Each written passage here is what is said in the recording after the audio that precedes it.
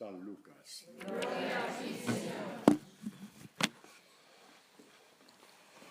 Acercándose algunos de los saduceos, esos que sostienen que no hay resurrección, le preguntaron: Maestro, Moisés nos dejó escrito que si muere el hermano de alguno que estaba casado y no tenía hijos, que su hermano tome a la mujer para dar descendencia a su hermano.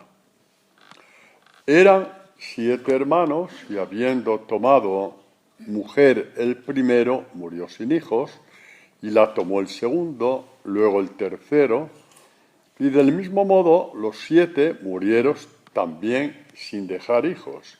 Finalmente también murió la mujer. Esta, pues, ¿de cuál de ellos será mujer en la resurrección? Porque las 7 la tuvieron por mujer. Jesús les dijo: los hijos de este mundo toman mujer o marido, pero los que alcancen a ser dignos de tener parte en aquel mundo y en la resurrección de entre los muertos, ni ellos tomarán mujer, ni ellas marido, ni pueden ya morir, porque son como ángeles y son hijos de Dios, siendo hijos de la resurrección. Y que los muertos resucitan lo ha indicado también Moisés en lo de la zarza, cuando llama al Señor el Dios de Abraham, el Dios de Isaac y el Dios de Jacob. No es un Dios de muertos, sino de vivos, porque para Él todos viven. Palabra del Señor. Podéis sentaros.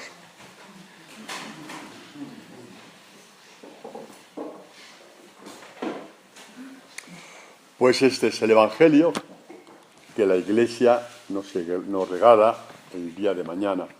Un Evangelio de una enorme esperanza, sabiendo que la palabra de Dios se cumple y que nos aclara muchas ideas también de cómo será nuestra vida en Dios el día que dejemos este mundo. ¿Cómo será? Hay que dejarse un poco de fantasías o pinturas, cuadros que hemos visto, un poco para expresar, pero la realidad de Dios es mucho más profunda, mucho más bella de lo que tiene preparado para nosotros. Empecemos por decir una cosa. Esto, como dice el final, empiezo por aquí, pues vamos a ver, se presentan unos hombres que, sabes que en el pueblo de Israel estaban por una parte los fariseos, como doctores de la ley, entendidos, escribas y tal, y luego estaban los saduceos, una especie de movimiento dentro de Israel que cuestionaba muchísimo que hubiera la resurrección de los muertos, a pesar de que en el Antiguo Testamento aparece con tanta frecuencia, pero lo cuestionaban. Iban a Jesús con una pregunta muy irónica: que se casó una vez, 2, 3, 4, en plan un poco de chufla, ¿no? De burla, ¿no? El que no tiene argumentos tiene que ir a la mentira y a la burla, siempre. Siempre. Jesús, porque ama al hombre, no entra en el trapo de la burla, pero les dice cómo se presentó Dios a Moisés. Yo soy el Dios de Abraham, soy el Dios de Isaac y soy el Dios de Jacob. 3 personas que tienen un nombre. Tienen un nombre para mí, porque están vivos. Y esto nos abre una puerta bellísima a la esperanza. Luego entraremos un poco, si Dios quiere, cómo Jesús dirá esto en la catequesis del buen pastor, ¿no? Pero por no adelantar tiempo. Lo importante es un poquito que al decir Dios, yo soy el Dios de Abraham, el Dios de Isaac, el Dios de Jacob, está diciendo que los conoce, que para Él están vivos. Y como dice San Pablo en la segunda carta a Timoteo, dice: el sólido fundamento puesto por Dios se mantiene firme, marcado con este sello: el Señor conoce a los que son suyos. Es un sello de garantía. el discípulo de Jesús tiene este sello de garantía, que nos conoce. Conoce a los que son suyos, a los que le pertenecen. Les conoce. Y evidentemente les conoce, como luego veremos, y les da la vida eterna.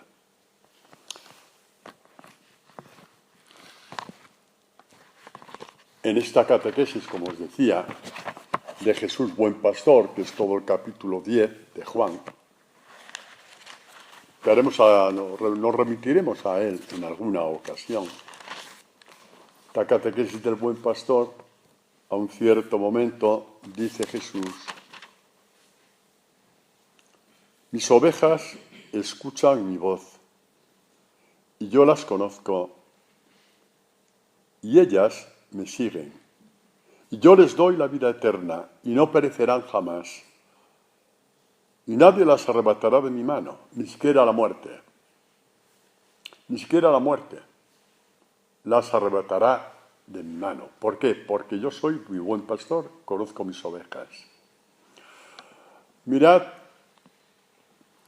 si entráis en las catacumbas en Roma, ahí donde los primeros cristianos celebraban sus celebraciones por cuestión de las persecuciones, ya desde prácticamente, casi desde la primera generación de cristianos, los apóstoles, los sucesores de los apóstoles primerísimos, vemos pintadas en las catacumbas la figura de Jesucristo como buen pastor. Es impresionante. Cómo sentían que el buen pastor les acompañaba. Y hay postales, no sé si las habréis visto, en que se ve a Jesucristo con la oveja sobre los hombros. Y estas pinturas que están allí, en las paredes de las catacumbas, repito, son de los primerísimos tiempos de la Iglesia, ¿no?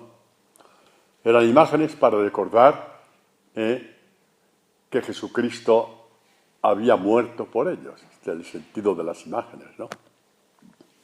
Luego aparecieron otras más, de la Virgen María, de los primeros mártires, pero es interesante que ya las primeras generaciones de cristianos vieron la necesidad de visualizar a aquel a quien adoraban, en figuras tan tiernas como es un Jesucristo con la oveja sobre sus hombros, ¿no? Pero es muy importante, ¿no?, la sabiduría de estos primeros cristianos, ¿no? Nadie las arrebatará de mi mano, dice Jesús. Nadie. Como os decía, estos saduceos que no sé por qué, en base de qué, decían que cuestionaban la resurrección, porque está muy claro en tantos puntos de la Escritura, ¿no? Pero bueno, nos remitimos a este salmo simplemente para no polarizar aquí la catequesis. Este salmo, que los que hacéis completas, pues lo rezáis los jueves por la noche, ¿no? Protégeme, Dios mío, que me refugio en ti. Yo digo al Señor, tú eres mi bien, etcétera, ¿no? Mi suerte está en tu mano. Me ha tocado un lote hermoso, me encanta mi heredad. Es el salmo de los jueves, ¿no? Fortísimo este salmo. Y mirad cómo termina, ¿no? Dice, por eso, empezamos aquí de un poco atrás, bendigo a Dios que me aconseja, aun de noche me instruye mi conciencia. Dios no tiene horas para enseñarte. Tiene las 24 horas y cuando le parece bien, hasta en sueños, te instruye. Y sabemos por experiencia que es verdad. Pongo a Dios delante de mí sin cesar, y porque Él está a mi derecha no vacilo. Soy fuerte frente a toda tentación porque está a mi lado. Está a mi lado. Está adelantando la figura de Jesús como buen pastor que te lleva de la mano, ¿no? Que levantó a Pedro de las aguas. Por eso se me alegra el corazón y mis entrañas retozan y hasta mi carne descansa en seguro porque no has de abandonar mi alma en el abismo. Nadie las arrebatará de mi mano. Se cumple en Jesucristo. Esta figura del abismo, donde iban los muertos, dice, no. Dios es más fuerte que el abismo. Y nuestro buen pastor no permitirá que el abismo de la muerte nos arrebate. Esto, pues, es lo mismo que creer en Dios o no creer en Dios.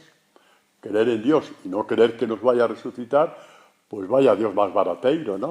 Parece del rastro ese Dios, que no es capaz de resucitarte. No, Dios lo hace. Lo hace y lo hace todo. Y no dejarás a tu amigo ver la fosa, ver la corrupción, traducen los Hechos de los Apóstoles, ¿no? La primera predicación. O sea que la corrupción nunca podrá arrebatarnos de la mano de Dios. Nunca. Nunca. Si no, tendríamos un Dios muy informal que se ríe del hombre para decir que existe, si después no hace nada por ti en el momento crucial de la no existencia, de la muerte. Ridículo. Estos saduceos que iban al culto y que iban al templo y que rezaban y tal, y total, que sabían que no iban a resucitar, ¿para qué iban a perder el tiempo con un Dios que no podía hacer nada por ellos? Que solamente les pide y no es capaz de resucitarlos. Mirad que cuando a la gente le da por pensar cosas raras, ya es como una espiral que no tiene, que no tiene salida por ninguna parte. Volvemos entonces a esta figura de Jesús, el buen pastor, porque el título de la catequesis de hoy, que vais a ver cuando Rafa lo haga, si Dios quiere, es Me llama por mi nombre. Es que es el título bonito que hoy nos da tanta esperanza. Pues empieza diciendo, en verdad os digo, el que no entra por la puerta en el redil de las ovejas, sino que escala por otro lado, ese es un ladrón y un salteador. Los que se inventan las cosas con respecto ya en el tiempo anterior de los saduceos, ¿no? Y de todas las sectas que han nacido, ¿no? Es un ladrón y un salteador. Pero el que entra por la puerta es pastor de las ovejas. A este le abre el portero. Y las ovejas escuchan su voz. Como todo viene del saber escuchar a Dios. El cambio del corazón del saber escuchar a Dios. El cambio del corazón de dar primacía a la palabra a la hora de convertirte. Primacía a la palabra. Porque la misma palabra que creó los cielos y la tierra tiene el mismo poder de crearte a ti un corazón nuevo. La misma palabra que tuvo poder para crear el cielo y la tierra, tiene poder para crear en nosotros un espíritu nuevo, un corazón nuevo, una sabiduría nueva para poder contactar con Él.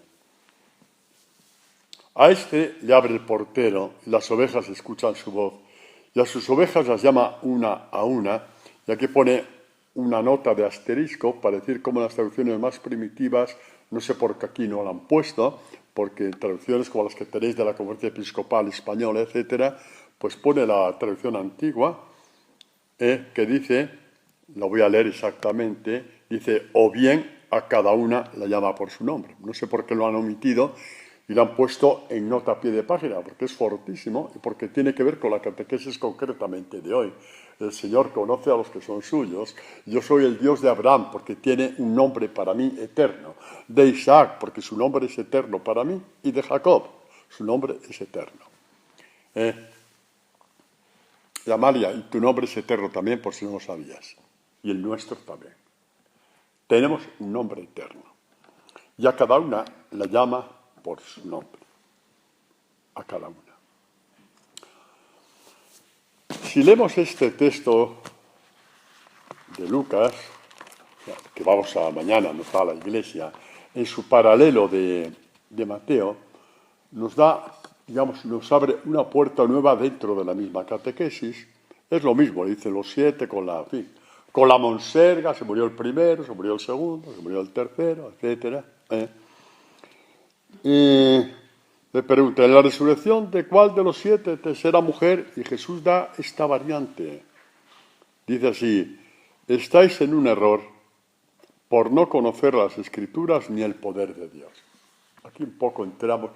Esta es una palabra para nosotros. Conocer las Escrituras es conocer por experiencia el poder de Dios. ¿Y qué significa conocer el poder de Dios? Es conocer lo que Dios puede hacer por ti.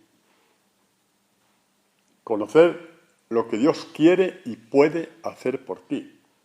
Y no es un conocer intelectual, es un conocer desde el corazón, quiere decir que se graba dentro de ti, queda como memorial de Dios dentro de ti, como cosa cumplida, como acción cumplida de Dios dentro de ti. No conocéis las Escrituras.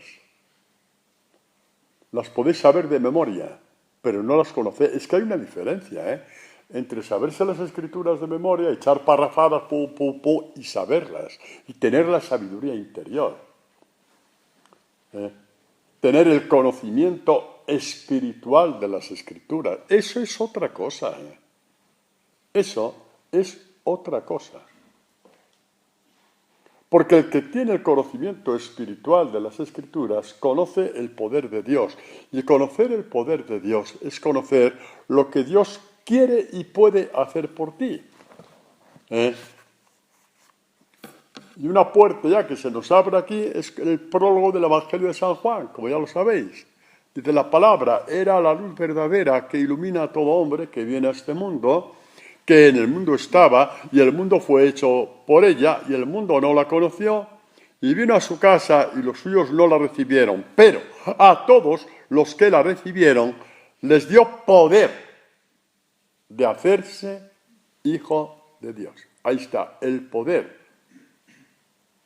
Vamos a ver, el poder de que uno de nosotros llegue a ser hijo o hija de Dios es un poder que se despliega.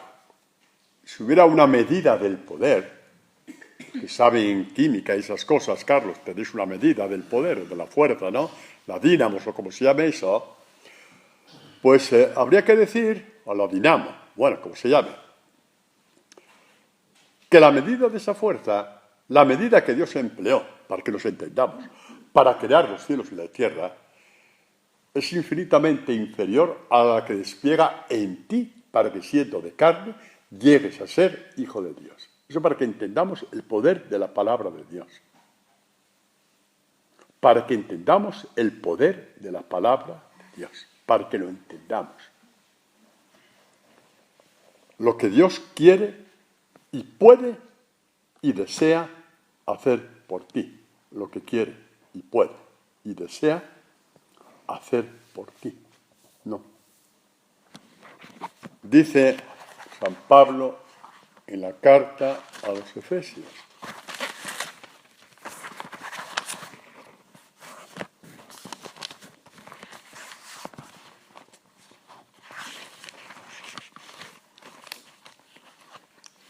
es una especie de canto de alabanza al final del capítulo 3. A aquel es Dios, ¿no?, que tiene poder para realizar todas las cosas incomparablemente mejor de lo que podemos pedir o pensar, conforme al poder que actúa en nosotros. A Él la gloria en la Iglesia y en Cristo Jesús, por todas las generaciones y todos los tiempos. Ya este himno de San Pablo, ¿no?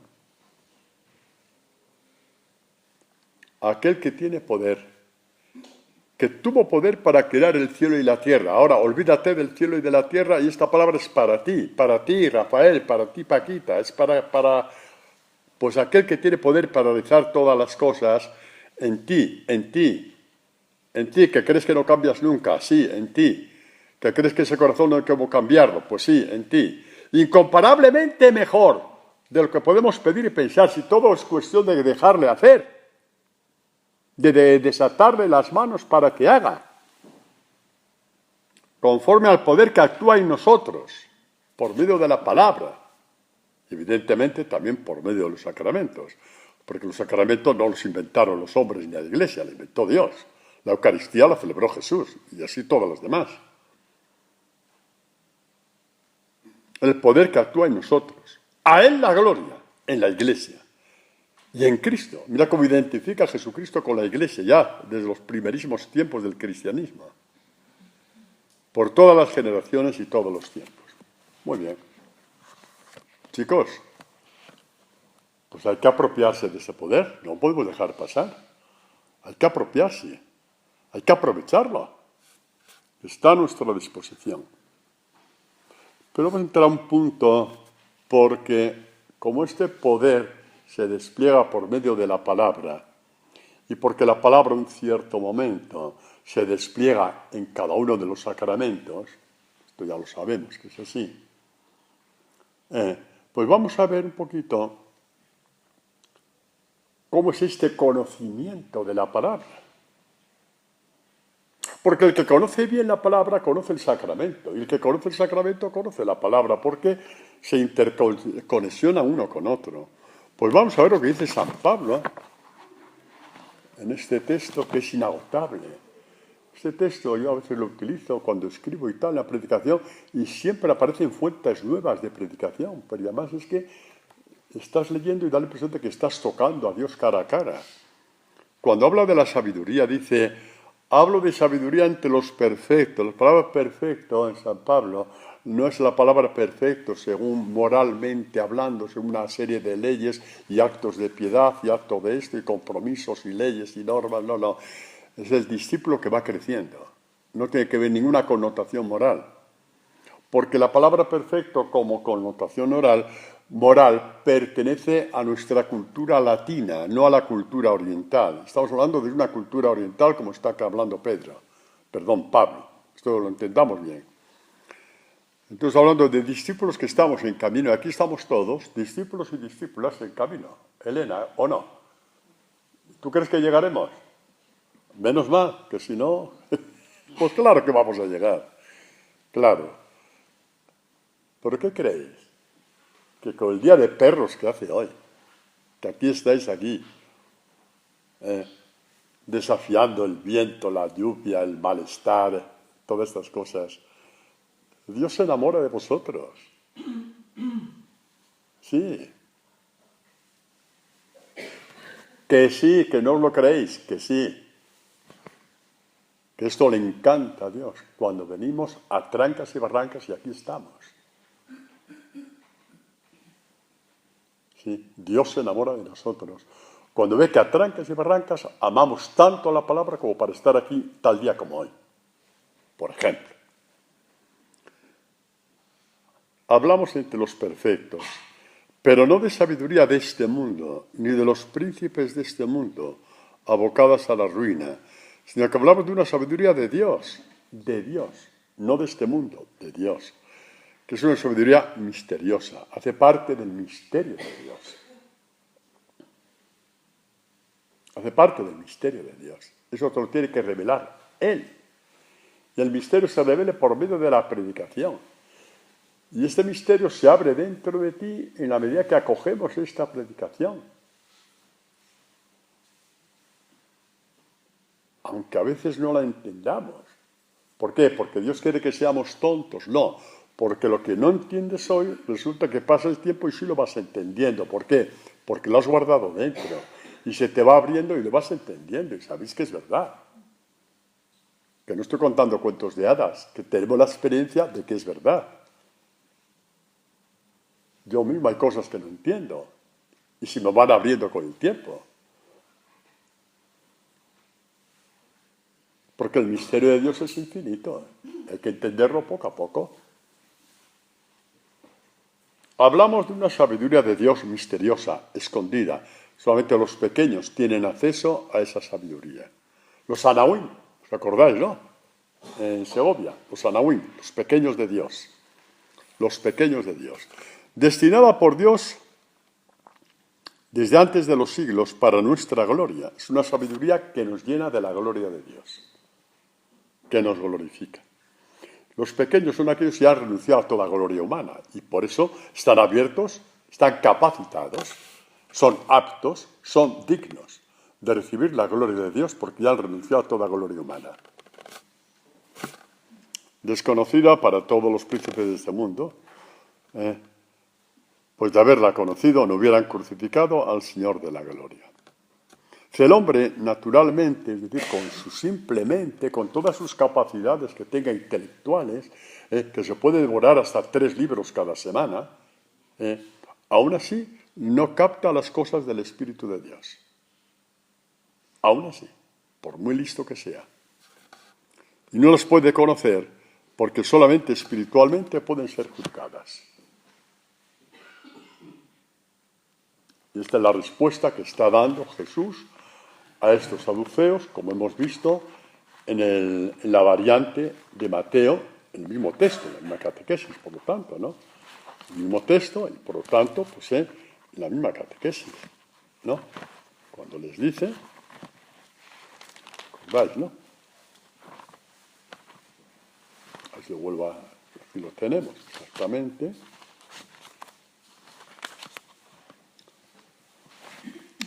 Estáis en un error por no comprender las Escrituras. No las comprendéis espiritualmente, porque solamente espiritualmente pueden ser comprendidas. Y solamente en este conocer espiritual llegamos a ir penetrando poco a poco con un amor infinito. No, que es verdad, infinito. Se está abriendo al infinito este tipo de amor en nosotros. Sí, se abre al infinito. No os quedéis cortos. No os quedéis cortos, se abre al infinito conforme vamos penetrando el misterio de Dios. Esta es la buena noticia.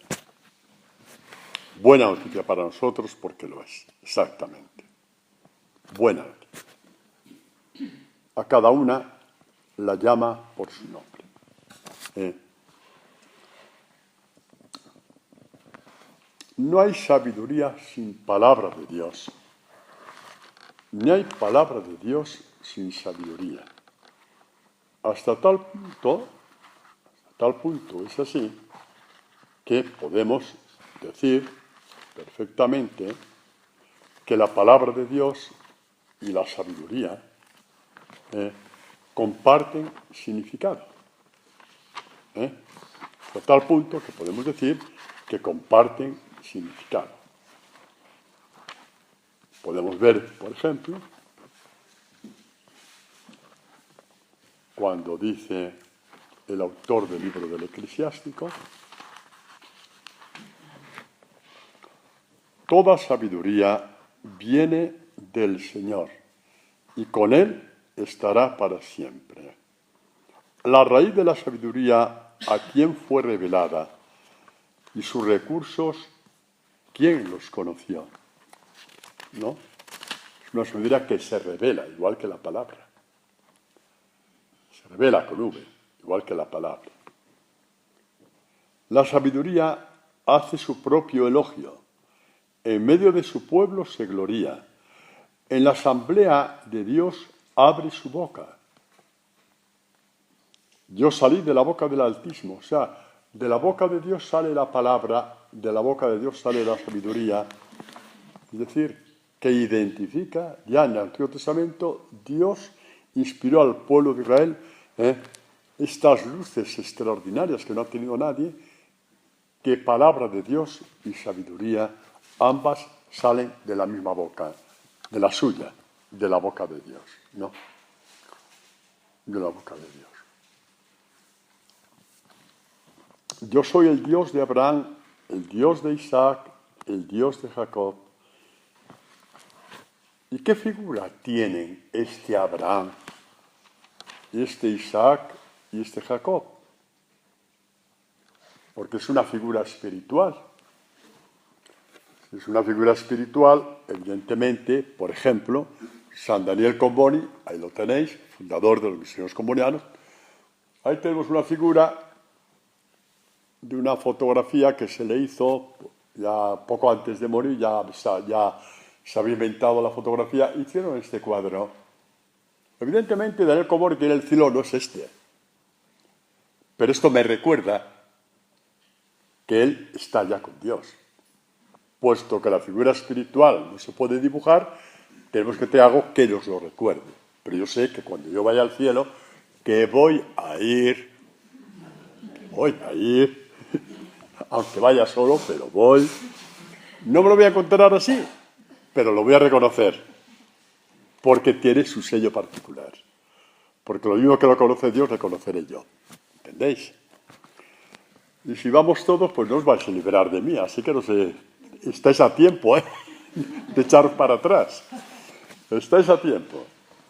Bueno, pues San Mateo, en la interpretación catequesis que da Jesús sobre el trigo y la cizaña, es impresionante cómo termina. Vamos a leer. Sí, tenemos tiempo. Dice, le dijeron los discípulos, explícanos la parábola de la cizaña del campo. Él respondió, el que siembra la buena semilla es el Hijo del Hombre, o sea, Jesucristo, ¿no? El campo es el mundo. La buena semilla son los hijos del reino. La cizaña son los hijos del maligno. El enemigo que la sembró es el diablo. La siega es el fin del mundo. Y los segadores son los ángeles. De la misma manera, pues, que se recoge la cizaña y se la quema en el fuego, así será el fin del mundo.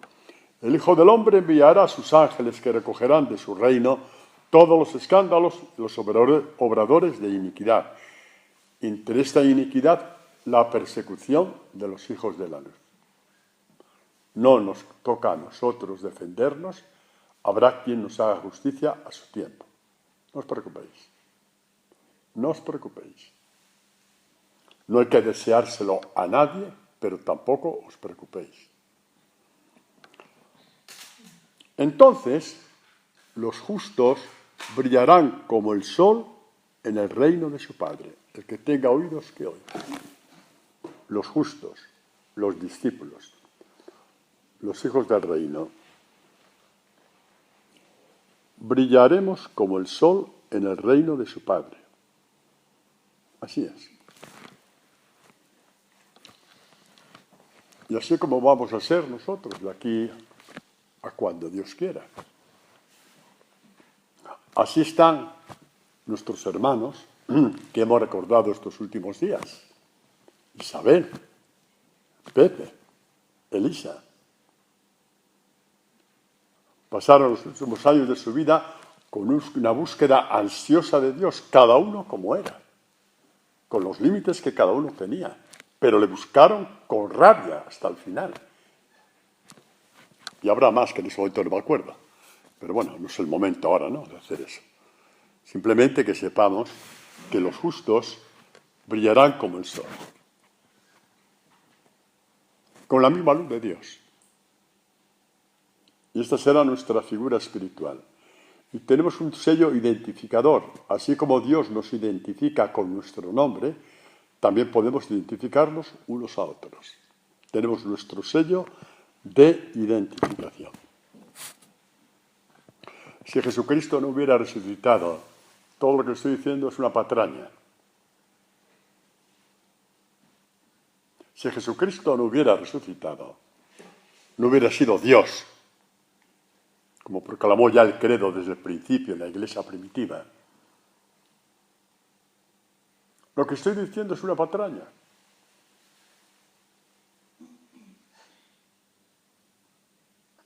Porque la única razón que tenemos para creer en la resurrección de Jesús y en la nuestra, primero es ver que Jesucristo ha resucitado y que es cierto que por su poder en tu vida están pasando cosas que nunca habían pasado. Es el poder de la resurrección que ya está actuando en ti. Un poder de cambio de mente, un poder de cambio de corazón, un poder de saber adorar. ¿Qué creéis? ¿Que la adoración es cuestión de técnicas? El raiki, el raikoi, el raurku, y el poner la cara así de otra. No, la adoración es la mayor creación que Dios puede hacer en un hombre. Una vez que ya eres persona, es la creatividad del silencio. Estás delante de Dios. ¿Quién eres tú para estar delante de Dios? Nadie. Pero Dios te ha traído. Por algo será.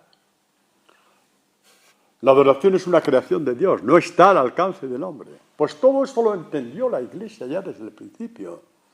Y por eso creemos en la resurrección. Y por eso creemos en la resurrección.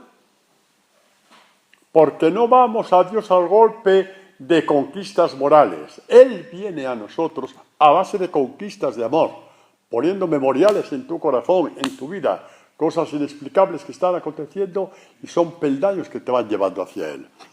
Ahí comprendes que efectivamente Dios resucitado, Jesús, es tu buen pastor. que te lleva camino a la resurrección. Y por eso dirá el capítulo 14 de San Juan, nadie va al Padre si no es por mí. Tomarlo como buena noticia, como muy buena noticia. Dios tiene poder sobre nuestra carne. Y si tiene poder sobre nuestra carne, tiene poder sobre nuestra natural descomposición y corrupción de la carne. De ella sacará un ser vivo y espiritual. Volvemos a oír a Jesús. Volvemos a oírlo.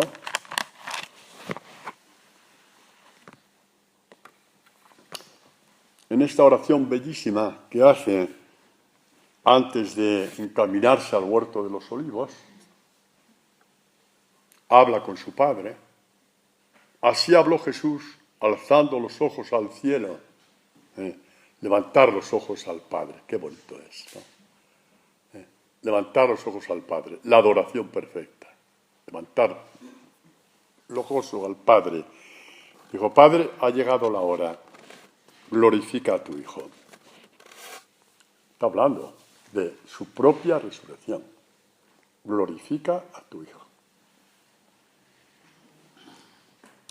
De aquí a unas horas voy a ser el hombre más maldito de Israel.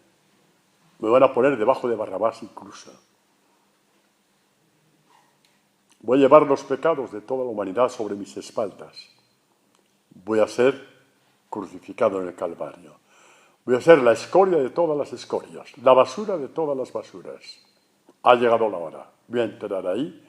Glorifícame tú. Ya que los hombres lo han sabido, glorifícame tú. Jesús sabía que ese era su destino. Glorifica a tu Hijo para que tu Hijo te glorifique a ti. Y que según el poder que le has dado sobre toda carne, lo que os he dicho antes, el poder que le ha dado sobre toda carne, el poder que le ha dado sobre nuestra natural corrupción del cuerpo, nuestra natural corrupción de la carne.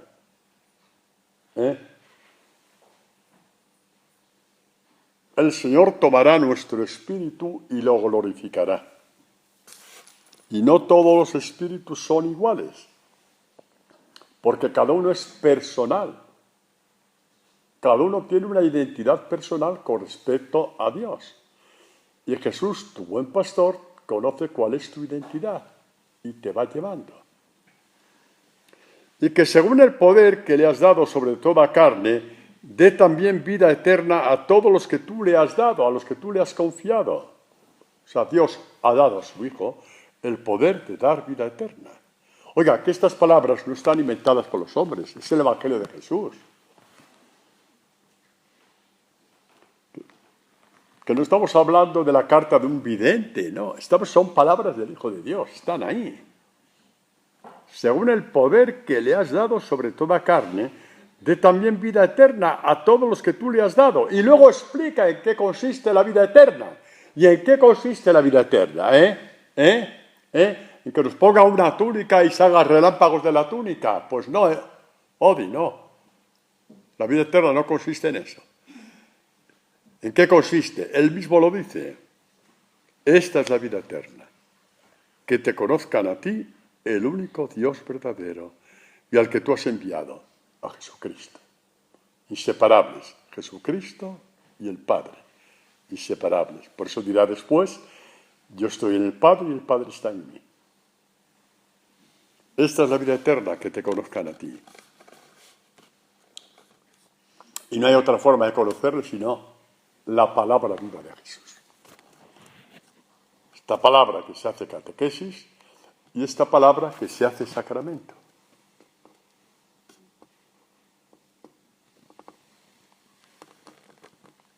Si alguien me dijera, Padre, ¿qué es más importante, los sacramentos o la palabra?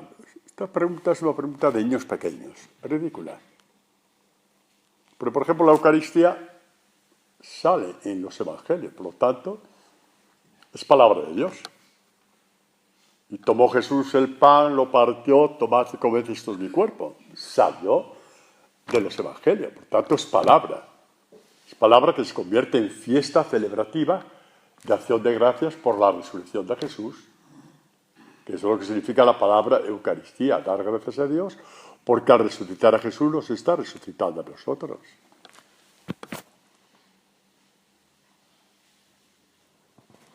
Esta es la vida eterna, que te conozcan a ti. Esta es. Y en esa noche les dio su pan, partió su pan, en esta misma noche que está haciendo esta oración. Esta es la vida eterna. Yo soy el Dios de Abraham, que tiene vida eterna. Soy el Dios de Isaac, que tiene vida eterna. Soy el Dios de Jacob, que tiene vida eterna. Este es nuestro Dios. Que te conozcan a ti y al que tú has enviado, a tu propio Hijo, a Jesucristo. San Pablo da un dato bellísimo. Bueno, habla varias veces de la resurrección, San Pablo. Pero hay sobre todo una que a mí me llama mucho la atención. Cuando dice San Pablo, nosotros somos ciudadanos del cielo, de donde esperamos como Salvador al Señor Jesucristo, el cual transfigurará este miserable cuerpo nuestro, miserable en cuanto corruptible. No seamos negativos. El cual transfigurará este miserable cuerpo nuestro en un cuerpo glorioso como el suyo, en virtud del poder que tiene de someter a él todas las cosas, incluso la muerte. Como dirá también la primera carta a los Corintios, el último enemigo a ser vencido, en nuestro caso como hombres y mujeres, será la muerte. En virtud del poder de Dios, es que hay que hablar del poder de Dios, no en plan milagrero. ¿Por qué no en el plan milagrero? Porque el plan milagrero, el poder de Dios se queda muy corto. Tenemos que aspirar a mucho más, a todo el poder de Dios. El mismo poder que tuvo para crear el cielo y la tierra tiene ese poder para resucitarte, para enseñarte a adorar, como decía antes. ¿Qué crees? ¿Que tú cuando adoras es cosa tuya por lo buenos que eres? No, es porque Dios está creando en ti un espíritu de adoración que te abstrae totalmente del mundo y de tus cosas. Parece que en ese momento no existe nadie más que tú y Dios. Esto es lo que Dios quiere hacer con nosotros. Por eso se encarnó, para darnos todo esto. No lo tergiversemos, está ahí. No he dicho nada de mi propia cosecha, son todos textos de la Escritura que los primeros cristianos besaban y daban la vida por ello, daban la vida por los santos evangelios, daban la vida.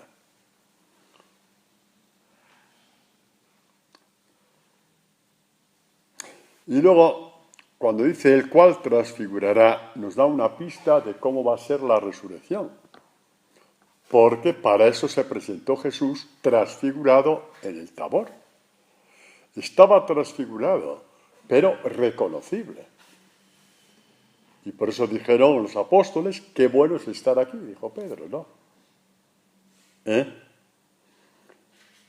Y mirad lo que decía San Pablo, que lo que Dios puede hacer por ti es infinitamente mayor de lo que tú puedes pedir, porque lo que Pedro pedía no era nada comparado con lo que Dios le quería dar. ¿Qué pedía Pedro? Nada, hagamos aquí unas 3 tiendas, un banquito, una cervecita, unas patatitas matutano y haberte transfigurado el resto de nuestros días. Y Jesús dijo, no hombre, no. Si he venido para que tú estés también transfigurado. Lo que Dios quería para Pedro era infinitamente mayor de lo que él pedía. Lo que Dios quería para Pedro era infinitamente mayor de lo que él pedía. He venido para que tú seas transfigurado. Y Pablo va y lo recoge. Y lo voy a repetir. Ahora con esta pincelada catequética vais a ver cómo suena esta palabra de Pablo. Vais a ver cómo suena. pero nosotros somos ciudadanos del cielo. Vivimos, pero tenemos la vida. Decían ya los santos en la iglesia primitiva que un discípulo de Jesús es aquel que tiene los pies en la tierra y la cabeza en el cielo. Piensa ya como Dios, piensa en eternidades. Ya no piensa según los demás que en el mundo hacemos esto, a ver cómo trapicheamos por aquí y por allá, a ver cómo nos salimos con la nuestra. Bueno, todos estamos ahí imbuidos en todo esto. Y poco a poco empezamos a tener la mente de Cristo, como dice San Pablo. ¿Cuál era la mente de Cristo? Elena tenía la mente puesta en su Padre. Y por eso nunca torció ni un milímetro la voluntad del Padre. Nosotros, como discípulos de Jesús, estamos en la misma tesitura. Tenemos los pies en el cielo, porque tenemos que sacarnos las patatas para vivir. Por supuesto que sí. Por supuesto que sí. No podemos ser parásitos. Pero nuestra cabeza está en el cielo, con la mente de Cristo. El que vive así es como si viviera 1000 veces. ¿En qué sentido? Es que le saca todo el provecho a las cosas humanas. Saca todo el provecho a las alegrías del mundo, que las hay, pero se le multiplican por 1000. Pero es que se le multiplican por 1000. Y sabéis que es verdad. Y sabéis que es verdad. Pues ahí está la promesa. Pedro, Santiago y Juan fueron al Tabor y Jesús les manifestó cuál era su destino, la transfiguración. Pero se quedaron cortos y se contentaron con ver la transfiguración ahí, a distancia, como espectadores. Jesucristo resucitó para que tú resucitaras. Se transfiguró para que tú te transfiguraras.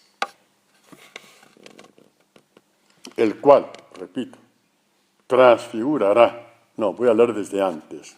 Pero nosotros, dice Pablo, somos ciudadanos del cielo. Vivimos en la tierra, pero pensamos con la mente de Cristo. ¿Y cómo voy a pensar como la mente de Cristo? Pues todo su pensamiento está en el Evangelio. ¡Hala! Ya, no te escaquees. Siempre te escaquees diciendo que no sabes. Sí, ahí está. Toda la mente de Cristo está en el Evangelio. Deja ya de esquivar o de escaquearte. Ahí está. Tal cual. El cual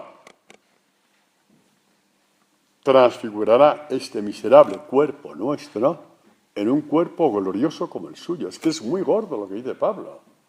Glorioso como el suyo. Por eso el Evangelio se llama el Evangelio de la gloria de Dios. Y el Evangelio de la gracia de Dios, lo llama Pablo, ¿no? Ya la Iglesia primitiva lo llamó siempre así. Leemos los santos padres de la Iglesia, es una constante, ¿no? Este remitirse continuamente al Evangelio de Jesús, continuamente, una y otra vez, como puerto seguro. En un cuerpo glorioso como el suyo. En virtud del poder que tiene para someter o desometer así todas las cosas. Someterlas a Él, para que nos integremos a Él. Pablo sabe que ha vencido la muerte. Podemos leer ese texto, ¿no? Tan bello, ¿no? De la segunda carta a Timoteo. Cuando ya está en la cárcel, está como quien dice, pues ya a punto de ser condenado, de entregar su vida por Jesús y por el Evangelio, expresiones tan suyas, ¿no? Por Jesús y su Evangelio, ¿no? Expresiones tan... Los tres grandes amores de Jesús, de Pablo. Jesús, su Evangelio y la Iglesia. De ahí no le quitaron nunca. De ahí nunca le apearon. Jesús, su Evangelio y la Iglesia. Pues, cuando está, como quien dice, en el atardecer de su vida, oliendo ya que ya le queda poco, nos da estas palabras que tendría que marcarse en letras de oro en cualquier iglesia. Deberían enmarcarse así. Porque yo estoy a punto de ser derramado en libación. Y el momento de mi partida es inminente. He competido en la noble competición. El combate por el discipulado. El discipulado no es una capa pintura, no, es un combate continuo. Porque todas las mentiras de Satanás sobre ti es para apartarte o desvirtuar el discipulado, desvirtuarlo, que se puede desvirtuar. Sí.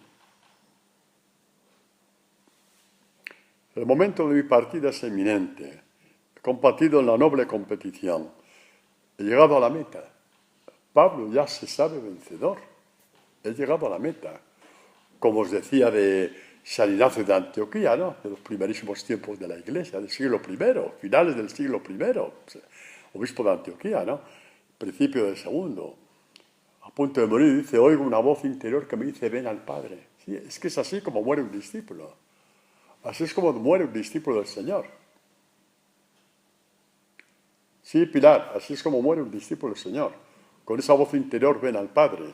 Con esta certeza de Pablo. He competido en la noble competición. He llegado a la meta en la carrera. He conservado la fe. Y desde ahora me espera la corona de justicia de aquel día día de su muerte, me entregará el Señor, el justo juez, y no solamente a mí, sino también a todos los que hayan esperado con amor su manifestación. Está hablando también de sus discípulos, Pablo, de sus feligreses, de sus cristianos, de todos aquellos que tienen sus comunidades. Esta victoria no es solamente mía, es también vuestra, dice Jesús. De todos aquellos que han competido en la noble competición, que no se hayan dejado robar el evangelio que Él sembró en el corazón dentro de ti, con sabidurías estúpidas, con versiones estúpidas, con interpretaciones que te convienen a ti, con interpretaciones, repito, que te convienen a ti, para no salir de la mediocridad. Esto nos puede pasar a todos. Por eso tengo que decirlo. Es mi obligación como pastor deciros que la mayor tentación del demonio no es decirte que Dios no existe. Eso le importa 3 pepinos al demonio. Es desvirtuar el evangelio dentro de ti y para que tú te lo interpretes a la medida de tu mediocridad. ¿A que estáis de acuerdo? ¿Por qué? Porque ha pasado muchas veces. He llegado a la meta en la carrera, he conservado la fe y desde ahora me espera a mí y a vosotros. Ya hacemos la relectura nuevamente, ¿no? Pero con todo el contenido. A mí y a vosotros. La corona de la justicia. Este ajustarme con Dios. Este ajustarme. Este acoplarme a Dios. Este ser luz con la luz de Dios. Este participar de la gloria de Dios. La corona de la justicia que aquel día me entregará el Señor. El justo juez. Y no solamente a mí, sino también a todos los que hayan esperado con amor su manifestación. Y alguien dirá, ¿y si es justo juez, qué pasa con mis pecados de la vida pasada?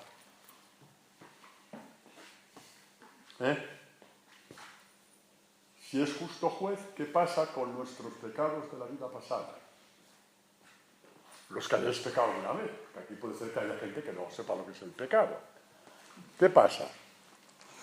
Pues el justo juez, precisamente porque es justo juez, sabe perfectamente cuántas veces te digo, yo te absuelvo de tus pecados en el nombre del Padre, del Hijo y del Espíritu Santo.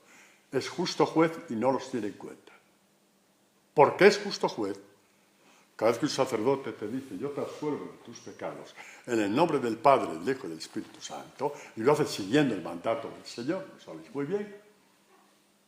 ¿Por qué es justo juez? No tiene en cuenta esos pecados, porque fue Él el que te lo dijo. Porque el sacerdote cuando habla así, no habla en su propio nombre, sino en nombre del Señor. De parte de Dios, yo te absuelvo.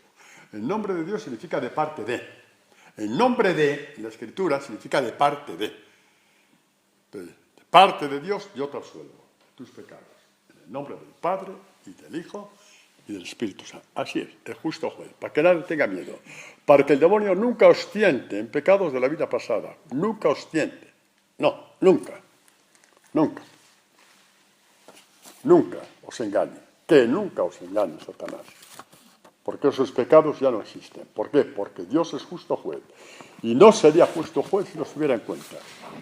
Pero Él te dijo un día, y dos, y tres, y tantas veces: yo te absuelvo de tus pecados, en el nombre del Padre, y del Hijo, y del Espíritu Santo. Así son las cosas.